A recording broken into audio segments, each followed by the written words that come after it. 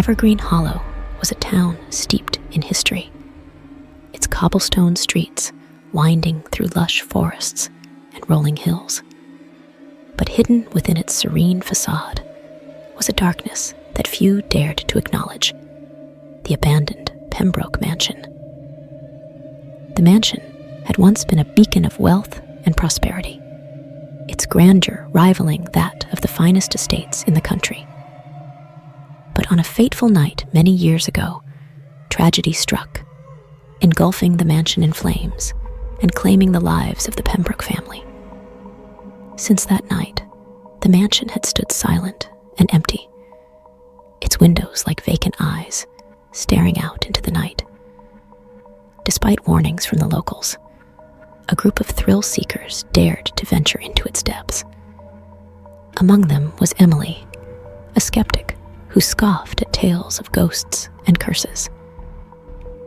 With a camera in hand and a sense of adventure in her heart, she led her friends through the overgrown path that led to the mansion's front door.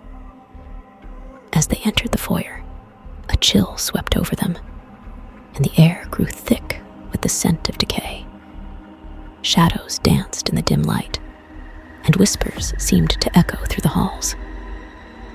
Ignoring the ominous signs, Emily pressed forward, determined to uncover the truth behind the mansion's dark past. But as they ascended the staircase to the upper floors, a sense of unease settled over the group. Their footsteps echoed in the silence as they explored room after room, each one more eerie than the last. Dusty furniture lay draped in white sheets, and faded portraits stared down at them with empty eyes. Just as Emily began to doubt the tales of the mansion's haunting, a blood-curdling scream pierced the silence, echoing through the halls and freezing them in their tracks. With hearts pounding, they followed the sound to the end of the hallway, where a door stood ajar. As they pushed it open, they were met with a sight that would haunt their nightmares for years to come. A room bathed in flickering candlelight, its walls adorned with strange symbols and arcane sigils. And in the center of the room stood a mirror, its surface swirling with dark energy.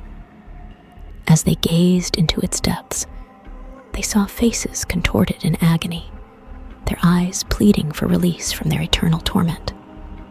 Terrified, Emily stumbled backward, her friends close behind. But as they turned to flee, they found themselves trapped, the door slamming shut behind them with a deafening finality.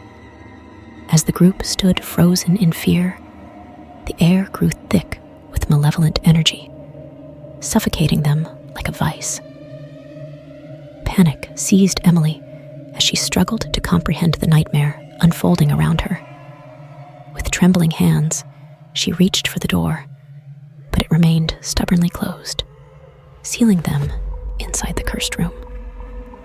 Desperate, she turned to her friends, searching their faces for any sign of hope. But as she looked into their eyes, she saw only fear and despair reflected back at her. They were trapped, at the mercy of forces beyond their comprehension. As minutes stretched into hours, the darkness seemed to deepen, enveloping them in its suffocating embrace. Shadows danced on the walls, twisting and writhing like living things. Just when Emily thought she couldn't bear another moment, a voice broke through the silence. A whisper, barely audible above the pounding of her heart. "Help us," it pleaded, sending shivers down her spine. She turned toward the sound, her eyes drawn to the mirror at the center of the room. In its depths, she saw the faces of the Pembroke family, their features twisted in agony. They reached out to her, their hands clawing at the glass, as if seeking escape from their eternal prison. Driven by a sudden surge of courage, Emily stepped closer to the mirror, her reflection merging with those trapped within.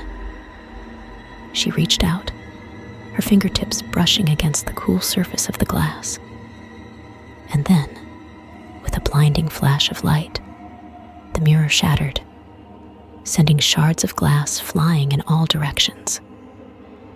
Emily closed her eyes, bracing herself for the impact. But when she opened them again, she found herself standing in the ruins of the mansion, the cursed room nowhere to be seen.